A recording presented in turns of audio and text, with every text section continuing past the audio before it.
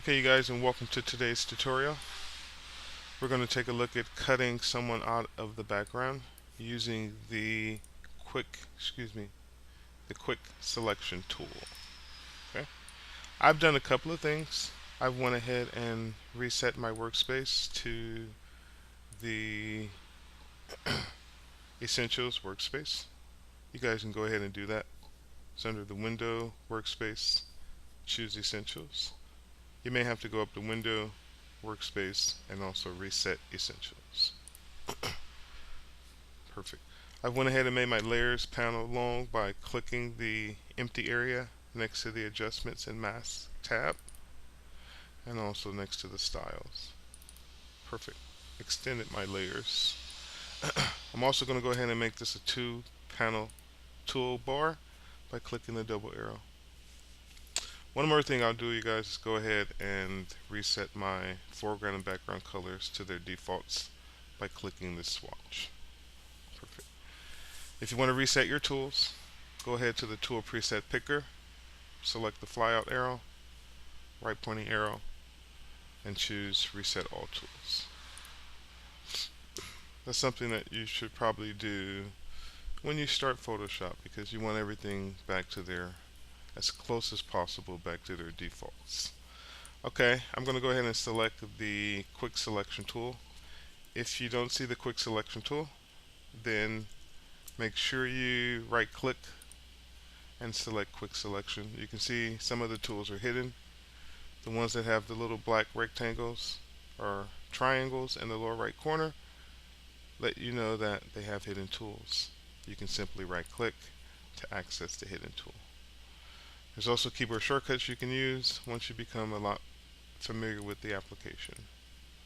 Perfect. Quick selection tool.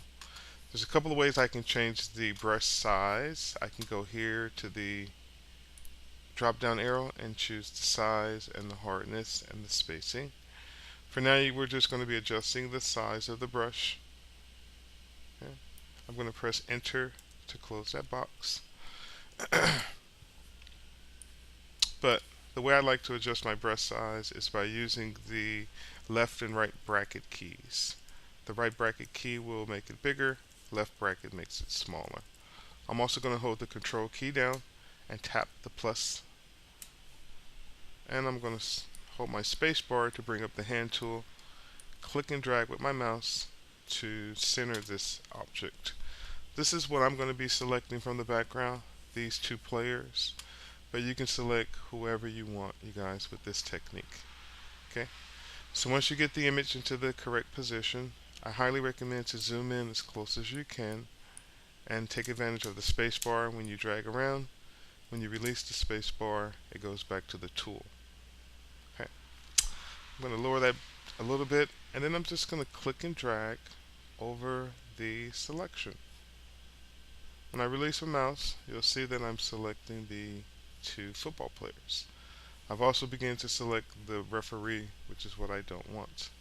So what you can do is you can hold down the Alt key, click and drag to get rid of the selection, and kind of push it towards the edge of what you want to be selected. I'm going to go ahead and click once. Just kind of click to hit this area. I'll click. Sometimes you can click and drag, sometimes you can simply click. You can see in this case, simply clicking is doing a great job for me. Selecting pretty good. Excellent job. Look at that. Perfecto. I'll just kind of get this to the edge and simply click. So try to get as much as I can. Excellent. I'll lower my brush. Left bracket key. I'll click and drag, release my mouse. And I'll simply kind of click in there to add this. Click in there to add this. And this is doing a pretty good job, you guys. Simply clicking. For me, it's working pretty cool. You may find that on one image it doesn't work that well. On other images it works pretty well. So I'll zoom in, Control plus, spacebar drag, and then I'll lower my brush size, left bracket. I'll kind of click and drag to push this to the edge of that object. Remember, if you go outside the edge, simply hold down the Alt key, and that should push that back to the edge. Click and drag to kind of clean that up. Perfect. I'm not going to worry about that shoestring. You can spend the time to do that if you want. I'll go ahead and click and drag to push this to the edge, then release my mouse. Look at that, I've selected too much. I'm going to Control Z to undo that.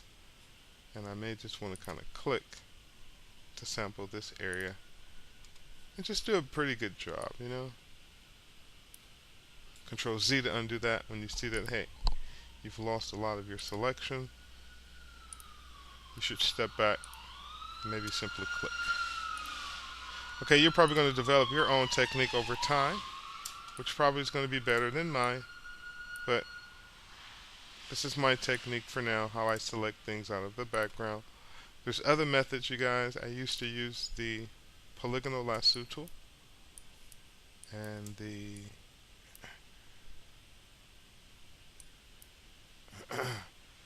quick mask mode. But now I've found that this quick selection tool is working pretty cool for me.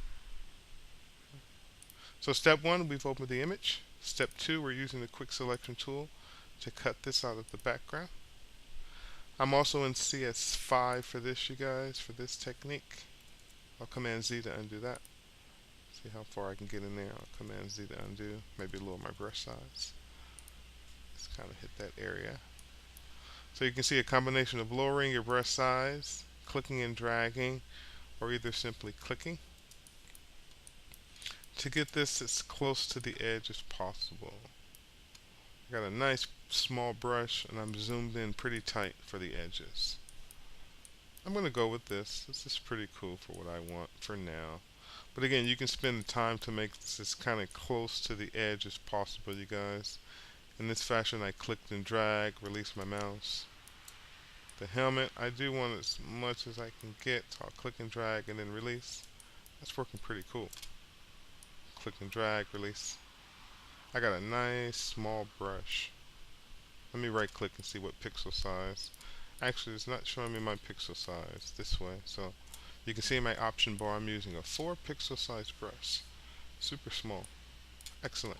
Once you have this selection as close to the edge as possible, you can take a look at refining the edge. Since I'm in CS5, it's going to look a little bit different, my refined edge box, than your refined edge box if you're using CS4. And in our excuse me, and in our classroom, I believe we use CS4 a lot. So I'm going to go through this process, you guys, of using CS5's refined edge. And if you have any questions about using the refined edge box in CS4, then let me know. But basically, once you have your selection intact and you have that same tool, you can click the refine edge button that appears in the option bar. If for whatever reason you select a different tool and that option disappears, you can go up to select and choose refine edge. That's going to do a couple things, you guys. That's going to push your selection into a window with a different background, and then the refine edge dialog box appears. Again, this looks a lot different if you're using CS4. Basically, the view, you can select the different views that you want. You can place that over black or over white. In this case, I'm using over transparency. Okay. I think I'll switch to maybe white. Okay, and I'll press the enter key to close that up. Right here, you guys, it's going to edge detection, can kind of detect the edges of your object. You always get this status icon right here that lets you know how things are updating. And sometimes you can detect the edge using Smart Radius and play around with the radius control to get that edge a little bit close as possible or clean as possible. From there, you can play around with adjusting your edge. You can add some smoothness, feather, contrast, and shifting the edge either in or out, depending on how close you've gotten to your initial selection. But again, play around with these controls. If you're using CS4, it's a little bit more straightforward and simple, because all you have to do is hover over the property, and at the bottom the description appears. Okay. For the output, this is probably the most important aspect of this dialog box, because you can output this to a new layer. I like to try to decontaminate colors that are surrounding my edge and simply crank this up. Sometimes it works, sometimes it doesn't. But you can play around with these controls, you guys, to see how they're working with your edge. A lot of times this is the area that's going to control the look and the feel of your edge. Okay? Once you get things the way you want to, again, this is a trial and error process. There's no scientific method of making this perfect. The more you do it, the better you're going to get. Okay? I'll click OK. And you can see that my selection has now been pushed to a new layer. The original layer has been turned off, and my cutout is now on its own layer. I'll go ahead and double click to call this blocking or cutout person. You can call it whatever you want. And then I'll press Control 0 to zoom in.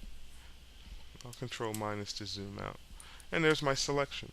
You may think that, hey, it's great. I'm ready to bring this into Premiere Pro and animate it. Wrong. You guys are going to have to move this to a new document in our document size. So let's take a look at that process. It's pretty straightforward. I'll go up to File and select New. From there, I'll go ahead and name this Homecoming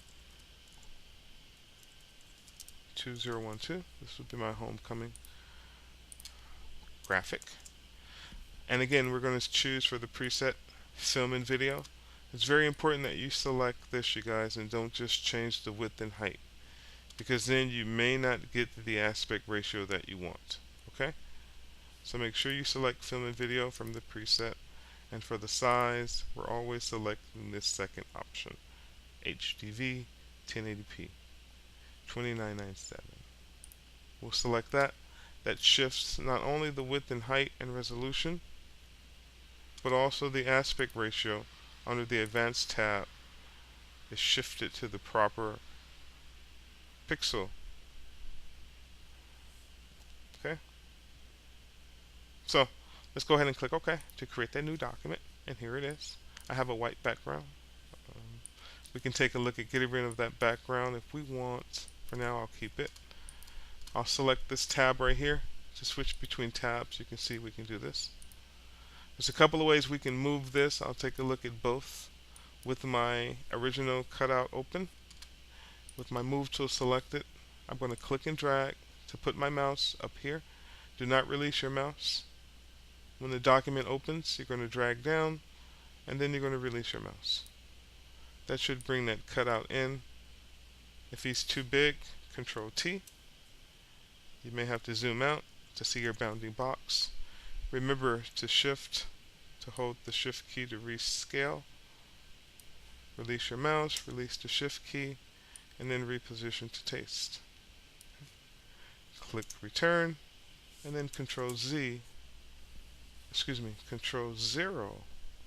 to fit on screen. If you press Control Z, you may undo your rescale. So I'll Control T. I'm going to shift option to scale proportionately and to the center point, wherever my anchor point is set. Shift Alt. I'll press return to scale that down. Let's take a look at the second method of moving something over. You can see there's my layer, my layers panel. Second method would be to probably use the Arrange Documents tab and select 2 up. Doesn't matter if it's vertical or horizontal. I'll choose this one. Now you can see I'm looking at both of my documents. Here's my original cutout. So I'll select this document, and then using my move tool, I'll click, drag, and drop by releasing my mouse to bring that selection over. I'll Control minus to zoom in a bit, or zoom out and take a look at my selection. I now have 2 cutouts on one page, and I think I like how this is looking. I'll go ahead and select this image and close it. If you're done with it, you determine whether or not you want to save it. I think I'll go ahead and save it. I'll shift it to a Photoshop format because I want to keep the layers intact. And then I'll save this to the place I'm saving my files. Pictures, I'm going to create a new folder called Photoshop.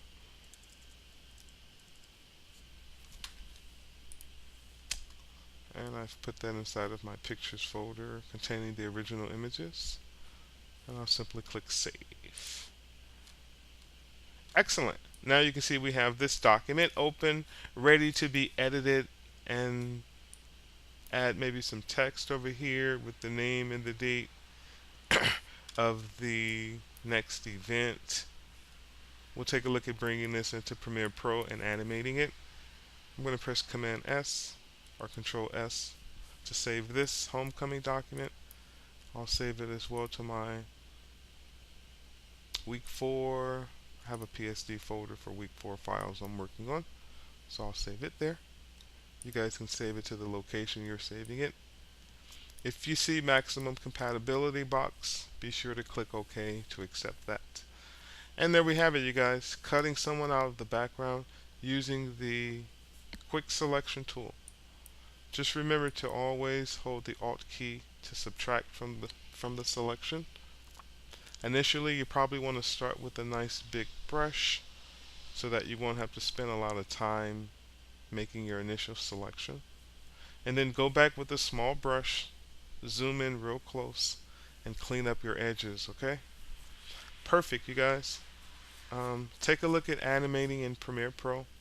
We take a look at animating a Chili's flyer that we did for Mr. Brown's choir class. And that's going to get you up to speed with animating. If you want, you guys go ahead and add a textured background to this document. You can find one on the web or maybe at sxc.com, where everyone should have your free account set up so that we can use royalty-free images. So find something for a textured background if you want. If not, you can leave this as is. Sometimes I like to add a gradient to my background. I'll select it. I'll change my foreground color by double clicking the swatch. Change this to this. I'll double click the background color and open up the color picker. Change that to that. I'll grab my gradient tool and I'll simply click and drag to add a nice gradient. And there we have it. I can now add some text over here on this side and have some fun with this document. If you want, you can play around with opacity. For this big person, I'll lower the opacity by clicking and dragging the opacity name in the layers panel to lower the opacity of that particular layer. And then I'll select this layer, use my move tool to reposition or something like that. But you can see how you can have some fun, you guys, with these effects. We haven't even played around with layer styles. You guys can simply add layer styles if you want by double clicking to bring up the layer style dialog box. Maybe add a drop shadow, maybe add a stroke. If you want to add the stroke, remember to click the name so that you bring up the attributes, not just click the check mark. Okay. I'll click here and I'll make that stroke maybe white. Okay. Control the size of the stroke to taste. And I'll click it right there at 3. I click OK and you can see I have something that's stray. I'll Control plus to zoom in. If you have these stray objects like this from your selection, you can grab your eraser tool.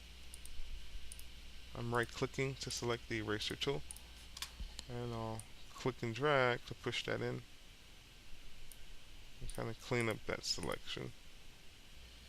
Control 0 to fit on screen. Command S to save or Control S to save. I'll put away that eraser tool by selecting my move tool. I'll reset my foreground and background colors by clicking the default swatch. And I'm rocking and rolling, you guys. Ready to add some text to this. So you can see making a cutout is fun. It's great. The beauty of this is that now we can actually bring these individual layers into Premiere Pro and animate them. Make them fly on screen, have them fade in and out, and stuff like that. So Go ahead and add the text, you guys. Get the information from the web for our next game. You can add some nice text in this area right here. And then we'll take a look at animating in Premiere Pro. Thanks for watching.